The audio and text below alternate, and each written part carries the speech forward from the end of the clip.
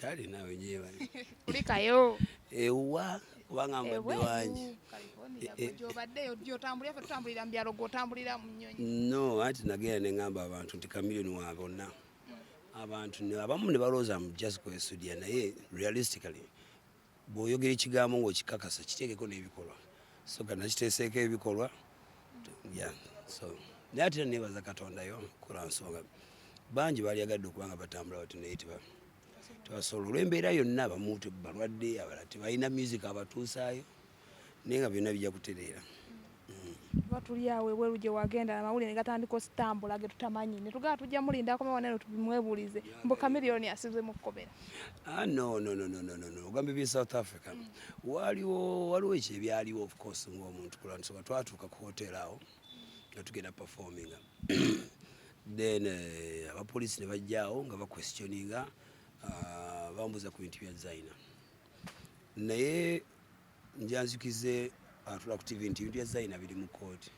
era ne kooti bagischedulinga ya 29 September kakati omusango gwa guli mu kooti ate poliisi tena gukola ki gweguyingiriramu era poliisi bajja ne banyoye baga nti no omusango gwo guli mu kooti e Uganda gwakuwulira nga 29 September ne baliko ekibula ekigenda maaso tuyimba ne tweyongerayo abaana ne batandika osaasaanya obutambi nga bagamba kamiliyoni yakivulu kimusaza oluvannyuma lwa zaina okuteekawo embeera anti ekikulu bagoberera mikutu mikyamu naye ku Facebook yange ne social media zange zonna kwaliko sheeyo nga bwe yatambula okitegedde kuba ate zaina litaze kwata bawagizi yali azanoonya kamiliyoni kati abawagizi bo era batandika up ne banyumirira abantu bonna baali e South Africa both Cape Town ne Johannesburg mbeebaza nnyo okumpa obudde bwamwe n'okunyumirwa muziki wange waliwo ekiwandiiko kyewawandiise olunaku lwabadde lwaggulu n'otimba n'ogamba emyaka 6 emabega mubadde temukwatagana n'abagavana naye kati bakutimbye sooka otunyonyemu ensonga mwaziirwa kuba na Uganda yatwerabira nnyo emyaka 6 egyayita twafuna obutakkanya ne DJ Brian twali mu club ezimu mu Kampala club gye baali bayita play ne tukayana budde bwali bwa kiro bantu babakoowu buli omu aba mu mbeera yiye ekyo saka tukyegaane nkyetonderamu n'eri abawagizi bange nti ebintu ebyo byaliwo naye tebyali worth it so naye twakolagana ne Brian ne tunyumyamu abantu ne tubisootinga then abagavana nabo ne bawulira nti kyabakosa nti nalina olutalo wakati wange ne Brian we nakiwulira nakyo kyabakusanga abantu ne ntwala omukisa nabo mbetondere ng'abantu lwa nsonga nti nabo promoting music wa for Uganda ate bakwano bange nange ndi family yawe kindaga nti nange ndifuna omutawaana bajja kunneeyimirira bagambe nti kamiliyoni bamukutteko naffe kitukwatako so kaini kijja kituyamba nti n'abawagizi baffe abagala both governor banyumira governor ne kamiliyoni nabo nga balina ennyonta bagala kulako kamiliyoni nga performinga mu kikadde ya Frigo so olw'enkolagana empya ne bagamba yalujjako olunaku lulungi nnyo okuddamu ate okulaga n'ensi nti tuli bantu bawamu tuli family mu ate nga tubategekeddeyo kino kigenda banyumira so ennaku z'omwezi ezo 29 July ne tuzisalawo era nesunze nnyo okubeera okuddayo mu gavana myaka 6 mbale sikyakala nga mpitawo bisi nkubawo gaasi neŋŋenda naye nga kimanyi kiriya kyamaze baali bamisinga naye bamisinga naye essaawa eno ate twafumbira abantu ebinaabanyumira omwana yaze nakomentinga ku kiwandiikeyo kyennyini kyewataddeyo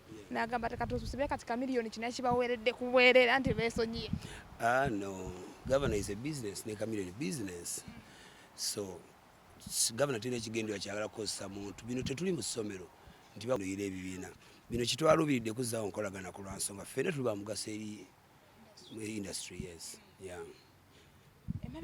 era alowooza mbu nkola kyabwe eri ajjeko olunja mugulye ku drink anyweko ate naaguza atya ng'okoledde bwereere ye ne bwenkolera obwereere eri family yange naye nga si kyekituufu emabegako waliwo ekifaananyi kyatambula nnyo ng'ovudde Bobi Wine mu kafuba abantu ne bagamba emabegako ovuddeyo ng'ogamba yakuuma kaadi bikyatozeemu n'omugwa mu kafuba kamiliyoni abalaki anti kakati olaba kiba kya bunafu amaanyi nnyo okuba nti olina empalana ey'olubeerera ekibuyisa obusungu kuba bujja ne bukola ki ne bugenda njawo tegere nti Bobi Wine politics ona mumaze emyaka mito emyaka nga 5 emyaka ye ekisinga obungi emyaka nga 15 kwabiri agimaze mu music so I believe Bobi Wine alina bigger music family okusinga politics family kati nze principal wa NUP nze mulaba nnyo okusinga nga musician munnawe okusinga politician okitegedde ebya kaadi byaliwo era ng'omuntu saali musanyufu about it, saagala kwefuula nnyo nti ndi mukalukalu kwekaliza mu bantu,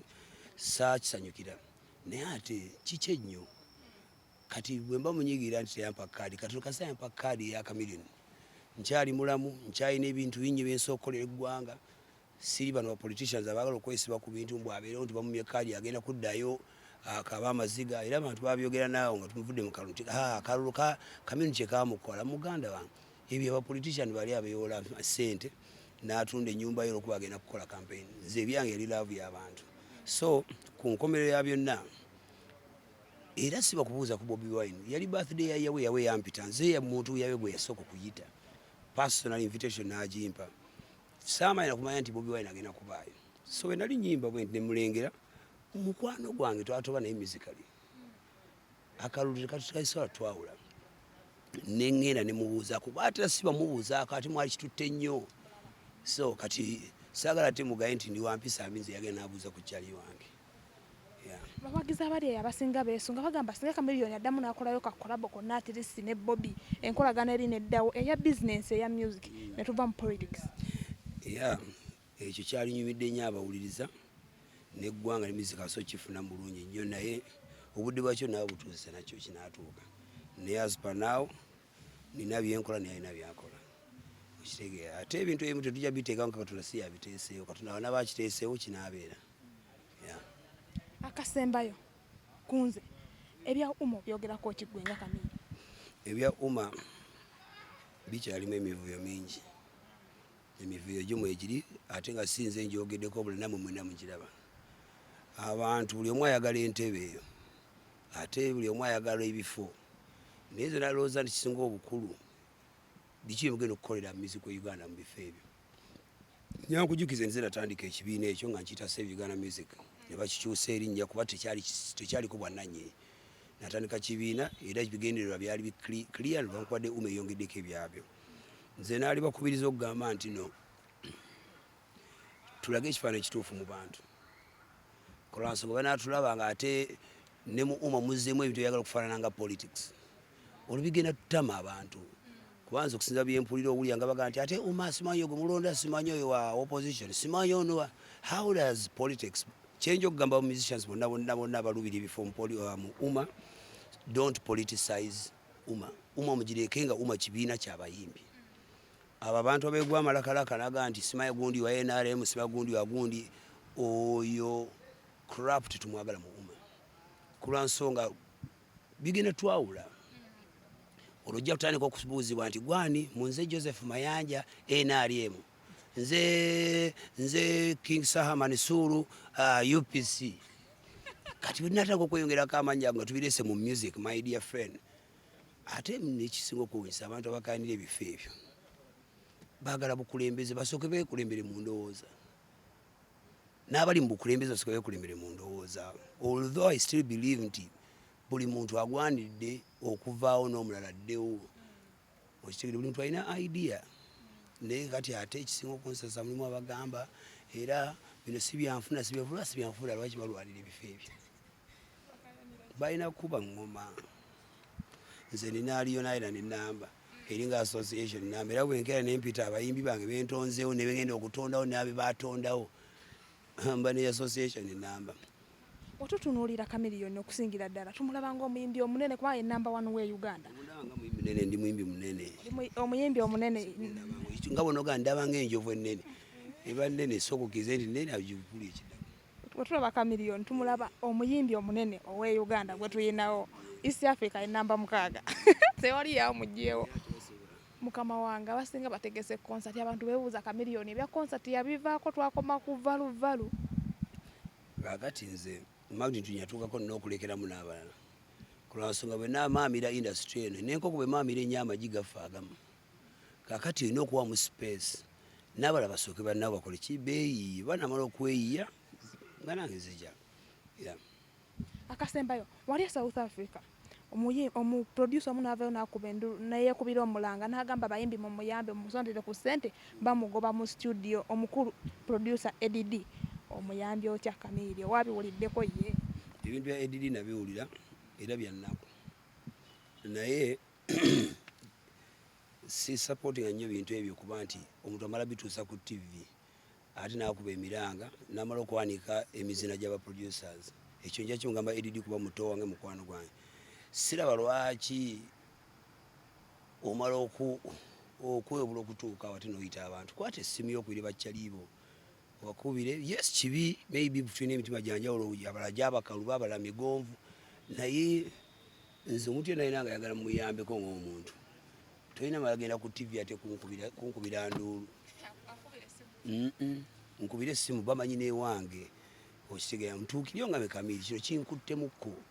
Abantu bangi batambula mu nguudo ebyo mulaba boogera tebaba balalu abaafumitiriza ebintu ebiganye naye ng'abyekumidde ku mutima.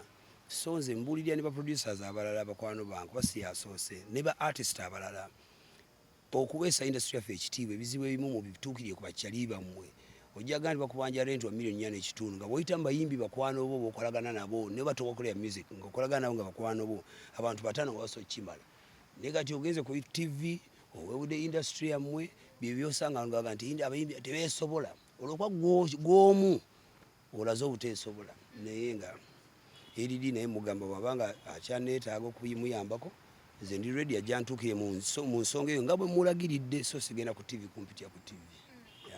Waliwo amawulire agasaasana era wali South Africa kiyinza okusimanya oba ebimu wabifuna nga bagamba waliwo ebivulu by'okutte n'otayimba. Ebyo saalyagadde byogerako ku lwansonga nze sikwata bivulu nze ndi muyimbi. Nze nina management ekwata ebivulu ebyo. Oli akeera n'akubuza kabino alina manager bamanager ameka n'abamanager bangi ne Bulaya nina ne Kenya nina kati mu mwakwata manager kigambo kimu nti manager olwokuba mu station ya mumina manager omu yabatwala mwenna ne wali company enene zibamu procurement manager welfare manager mubeere mba manager bangi kati nze atali mu nze sikwata bivulu era kyo bandi baboogera ku management nze ndi muyimbi. Yeah.